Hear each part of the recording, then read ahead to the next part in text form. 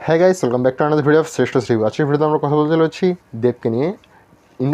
বাংলা ইন্ডাস্ট্রিতে 19 years complete করলো দেব, এবং এই যে একটা সেলিব্রেশন যে 19 বছর কমপ্লিট করে ফেলেছে এবং প্রচুর প্রচুর হিট সিনেমা আমাদেরকে দিয়েছে। খাদানের মতো এত বড় একটা হিট সিনেমা, প্লাস আপনি যদি লক্ষ্য করেন অ্যামাজন অভিযান, চাঁদের পাহাড়, এরকম বড় বড় সাফল্য কিন্তু দেব দিয়েছে। এবং দেব নিজেই কিন্তু একটা ইন্ডাস্ট্রি, এবং সেই বিষয়ে আজকে কথা বলতে চলেছি। তার চূড়ায় উত্তেজিত নিয়ে আপনারা অনেক ভিডিও দেখে ফেলেছেন। এই ভিডিওটাতে আমি আমার নিজের এক্সপিরিয়েন্সটা শেয়ার করব, প্লাস যেহেতু ভিডিওটি একটু লেট হচ্ছে তার কারণে আমি দেবের আপকামিং 3টি সিনেমার একটা লিস্ট আপনাদেরকে জানিয়ে দেবো যে এই 3টে সিনেমা আপকামিংয়ে দেব আসতে চলেছে 2025 সালে, এই বছর, এবং 2026 সালে। তো চলুন ভিডিওটিকে শুরু করা যাক। ভিডিওটি অনেক ইন্টারেস্টিং হতে চলেছে, এবং যদি ভিডিওটি ভালো লাগে তাহলে আপনি অবশ্যই ভিডিওটিকে লাইক করে আপনার বন্ধুদের মাঝে শেয়ার করে দিন এবং চ্যানেলটিকে সাবস্ক্রাইব করে পাশে থাকিয়েন। তো চলুন শুরু করা যাক। প্রথম কথা, মনেই হচ্ছে না দেবের 19 বছর কমপ্লিট হয়েছে। মনে হচ্ছে এখনও তো খুব কম সময় তো হলো দেব ইন্ডাস্ট্রিতে এসেছে। কারণ আপনি দেখুন 2006-07 সাল থেকে শুরু করে যখন দেব সিনেমা দেওয়া শুরু করেছিল, পাঁচ সালে আপনার অগ্নিশপথ, যেটা সুপার ডুপার ফ্লপ ছিল। এই সকল ইতিহাস তো আপনারা জানেনই, কিন্তু চ্যালেঞ্জ, তারপর দুজনে, প্লাস এই সময় খোকা 420, প্লাস পাগলু, এই যে সিনেমাগুলো যেগুলো ছিল, এই সিনেমাগুলো বাংলাদেশে কী পরিমাণ যে ক্রেজ ছিল সেটা আপনি যদি বাংলাদেশে থাকতেন তাহলেই বুঝতে পারেন। আমি একটু ছোট্ট উদাহরণের সাথে আপনাদেরকে বলার চেষ্টা করতেছি যে ক্রেজটা কোন লেভেলের ছিল। তো আমি সে সময় অনেক ছোট, তো সে সময় আমার এক বড় ভাই, মাসিতো ভাই, সে পড়তো হচ্ছে আপনার একটা হোস্টেল, একটা আবাসিক স্কুলে। তো সে সময়ে মানে 2008 থেকে 12 এই সময়ে যারা ইয়ং ছিল, অর্থাৎ 18 ইয়ার্সের আশেপাশে যাদের বয়স, তাদের মধ্যে যারা ফিমেল ছিল তারা প্রত্যেকে দেবের গান গেতো। এবং এমনকি লে পাগলু ডান্স, প্লাস পাগলুর যে গানগুলো রয়েছে এই সকল গান, এমনকি চ্যালেঞ্জ মুভির বন্ধুরা এলোমেলো, এই যে গানগুলো ছিল এই গানগুলো গাওয়া হতো। এবং এমনকি যতটুকু মানে দেবের যে ছবি আছে সেই ছবি কাট করে বিভিন্ন দেয়ালে টেলে লাগাতো। এরা শুধুমাত্র ছেলেরা না, মেয়েরাও সব থেকে বেশি ক্রেজ ছিল। এবং আমার মনে হয় পুরো বাংলাদেশে সে সময় ক্রেজটা অন্য লেভেলের ছিল। শুধুমাত্র দেবকে পাওয়ার জন্য সব মেয়েরা ভাবতো যে দেবকে স্বামী হিসেবে চাই, দেবের মতো একজনকে চাই, এইটা কিন্তু ভাবতো। এবং এইটা কিন্তু আমি বাংলাদেশের কথা বলতেছি, আমি পশ্চিমবঙ্গের কথা বলতেছি না, কারণ আমি বাংলাদেশ থাকি। এবং বাংলাদেশে যে ক্রেজটা ছিল অন্য লেভেলের ছিল। এবং কি আমি যখন গানগুলো শুনতাম, আমি কিন্তু সে সময় একটু হেলদি ছিলাম, এবং সে সময় আমাকে দারুণ লাগতো দেবের গান, দেবের মুভি যখন আসতো আমি অপেক্ষা করতে থাকতাম। সঙ্গীত বাংলা ছিল আমাদের কাছে একটা ইমোশন, দেব একটা ইমোশন। আর যখন গানগুলো আসতো নাচানাচি তো হতোই, প্লাস যখন নতুন মুভি আসতো, এমনকি লাভ এক্সপ্রেস মুভি পর্যন্ত এই ক্রেজটা আমার ছিল যে দেবের মুভি আসতেছে সবাই দেখবে। এবং যখনই দেবের কোনো নতুন মুভি আসে, সেই মুভিটাকে নিয়ে স্কুলে আমার ক্লাসমেটদের মধ্যে সবসময় কথা থাকবেই। অ্যামাজন অভিযান থেকে এই ক্রেজটা ধীরে ধীরে কিন্তু কমে যেতে শুরু করেছিল। এটার বিভিন্ন রিজন কিন্তু রয়েছে, কারণ সেই সময় কন্টেন্টের আপনার বলবো যে অনেক ধরনের কন্টেন্ট আসা শুরু করেছিল, অরিজিনাল কন্টেন্টের উপর বেস্ট করা বেশি শুরু হয়ে গেছিলো।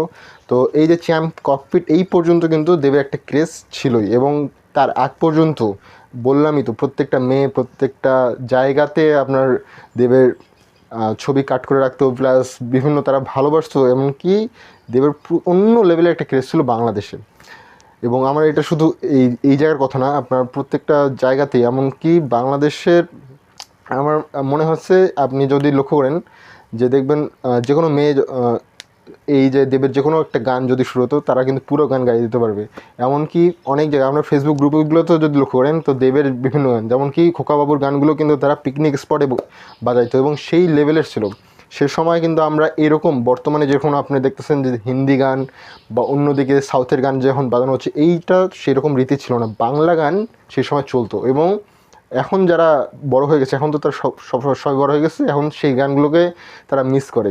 এবং এখনও আপনি যদি দেখবেন যে কিশোরী গানটাকে যদি আপনি লক্ষ্য করেন, এমনকি সেন্টিমেন্টাল নামে একটা মুভি ছিল, সেই সময়ও কিন্তু একটা গান ইয়াসের যেটা ভাইরাল সং ছিল, সেই সময়ে কিন্তু আপনি দেখবেন যে অনেকে কমেন্টস করতেছে যে দেবের এরকম একটা গানে দেবকে চাই। কারণ আমাদের ইমোশনটাই দেব। মানে দেব এমন একজন মানুষ, এমন একটা নাম যেটা আমাদের হৃদয়ের মধ্যে জড়িয়ে আছে। তো সেই তার 19 ইয়ার্স কমপ্লিট হলো ইন্ডাস্ট্রিতে, অনেক চূড়ায় উত্তরায় তিনি দেখেছেন। এবং আপনারাও জানেন যে তিনি কীভাবে এই জায়গায় পৌঁছেছেন। তাকে বাংলা বলতে পারতো না, মানে তাকে অনেক ধরনের কথা শুনতে হয়েছে, এমনকি পাগলু, এই যে চ্যালেঞ্জ, এই সময় যখন তিনি হিটের পর হিট দিচ্ছিলেন তারপরেও কিন্তু তাকে নিয়ে বিভিন্ন সমালোচনা হয়েছে, কিন্তু তারপরও তিনি বর্তমানে একজন ম্যাচিউর একজন অভিনেতা, প্লাস এখন তিনি অনেক সচেতন, অনেক, এটা এখন সবাই বলছে। কারণ কপি মুভি বাদ দিয়ে মৌলিক গল্প বাংলাদেশে বাংলা ইন্ডাস্ট্রিতে হয়, সেটা তিনি প্রমাণ করেছেন। তিনি বিভিন্নভাবে চেষ্টা করেছেন বাংলা ইন্ডাস্ট্রিকে অন্য লেভেলে নিয়ে যাওয়ার, যেটা আপনি অন্যান্য ইউটিউবারদের ভিডিও দেখলেও বুঝতে পারবেন। তো আমি as a Dev fan plus as a YouTuber আমি অবশ্যই চাইবো যে বাংলা ইন্ডাস্ট্রি আরও সামনের দিকে এগিয়ে যাক। এবং রিসেন্টলি আপনি যদি একটা দেখেন, আমি একটা পোস্টও করেছিলাম যেখানে তার ইন্টারভিউতে তিনি বলেছিলেন যে তিনি 2027 সালের মধ্যে বাংলা ইন্ডাস্ট্রিকে 50 কোটিতে নিয়ে যেতে চান, এবং এটা কিন্তু সম্ভব। যদি খাদান আপনি দেখেন, খাদানের মতো একটা মুভি যেভাবে তৈরি করা হয়েছিল, হ্যাঁ অনেক বাজেটে তৈরি করা হয়েছিল এবং খুব মাস কমার্শিয়ালি তৈরি করা হয়েছিল, যার কারণে এটি প্রায় আপনার ধরুন 20 কোটি তো ক্রস করে ফেলেছে, 25 কোটির কাছাকাছি, এমনকি লাইফ টাইম কালেকশন 30 কোটির কাছাকাছি কিন্তু হবে ইন্ডিয়ান রুপিতে। এই জায়গাতে পৌঁছে গেছে খাদান।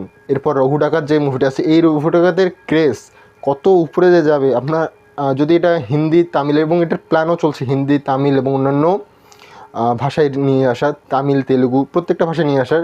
এবং দেবের যে স্বপ্নটা প্রায় 1000 স্ক্রিনে বাংলা ইন্ডাস্ট্রির যে কোনো সিনেমাকে মুক্তি দেওয়া, এটার স্বপ্ন কিন্তু 2027 সালের মধ্যে তিনি কমপ্লিট করতে চান, 50 কোটিতে আবার নিয়ে যেতে চান বাংলা ইন্ডাস্ট্রিকে, যেটা কিন্তু সম্ভব। এবং খাদানের যে ক্রেজ, খাদানের ক্রেজটাও আমি একটু বলি। আমি কিছুদিন আগে ঢাকায় গেছিলাম, এবং ঢাকায় বাস স্ট্যান্ডে বা বাসে যাওয়ার সময় আমি লক্ষ্য করি যে মানুষের মধ্যে কথাবার্তা হচ্ছে খাদানকে নিয়ে, বাংলা ইন্ডাস্ট্রিকে নিয়ে আবার চর্চা শুরু হয়েছে, যেটা অ্যামাজন অভিযানের পর ধীরে ধীরে কমতে শুরু করেছিল, সেই জায়গাতে আবার বুস্ট আপ দিয়েছে বাংলা ইন্ডাস্ট্রি, যে বাংলা মুভিকে নিয়েও কথা হচ্ছে। সেটা হতেই পারে চেঙ্গিসকে নিয়ে কথা বলতেছে বা খাদানকে নিয়ে কথা বলতেছে, কিন্তু বাংলা ইন্ডাস্ট্রির মধ্যে অন্যান্য মুভির যেমন তুলনা হচ্ছে, সেই জায়গাতে বাংলা সিনেমাগুলোও ধীরে ধীরে ঘুরে দাঁড়াচ্ছে, এটা কিন্তু বেশ একটা ভালো সাইন। এবং আপনি যদি এখন দেখেন আপকামিং দেবের কিছু মুভি যেটা আসতে চলেছে, তার মধ্যে সবার আগে তো আপনারা জানেন রঘু ডাকাত, এরপর প্রজাপতি 2, মানে প্রজাপতি 2। তো প্রজাপতি 2 কিন্তু প্রজাপতি ফার্স্ট পার্টটা যেরকমটা হিট ছিল, তার পরবর্তী প্রজাপতি 2 কিন্তু একটা হিট সিনেমা হওয়ার সম্ভাবনা আছে, এবং এটাও 20 কোটি পার ইজিলি করে ফেলতে পারবে। তো এর পরবর্তীতে যেটা আপনার থার্ড যে একটা মুভি, সেটার যে আপডেটটা আমি রিলসে দিয়েছিলাম আপনার ফেসবুক রিলসের মধ্যে, আপনি চাইলে এখান থেকে দেখে আসতে পারেন, যে দেব নিজে বলতেছে অরুণ রায় এবং দেব দুজনেই মিলে এই গল্পটা লিখেছিলেন, এবং এটার অ্যানাউন্সমেন্ট খুব দ্রুত হতে চলেছে। এবং এই যে গল্পটা, এটা কোনো পিরিয়ডিক ফিল্ম না। আপনাকে ভাবতেছিল যে পিরিয়ডিক একটা নতুন ফিল্ম আবার তৈরি করা হবে দেব ইন্ডিয়ান ভেঞ্চারিয়াস, তো এরকম কোনো কিছুই না। বর্তমান সময়ের একটা পরিপ্রেক্ষিতে একটা মুভির গল্প, যেটা দেব এবং অরুণ রায় তো বর্তমানে নেই, সেদিক থেকে খুবই দুঃখিত, বাট দেব নিজে এটা তৈরি করতে চলেছেন। ইন ফিউচারে কিন্তু আমরা একটা অ্যানাউন্সমেন্ট পাবো, এবং ওই মুভিটি আশা করি ওই মুভিটিও অনেক জবরদস্ত একটা মুভি হবে, সেটা তো বলতেই হয়।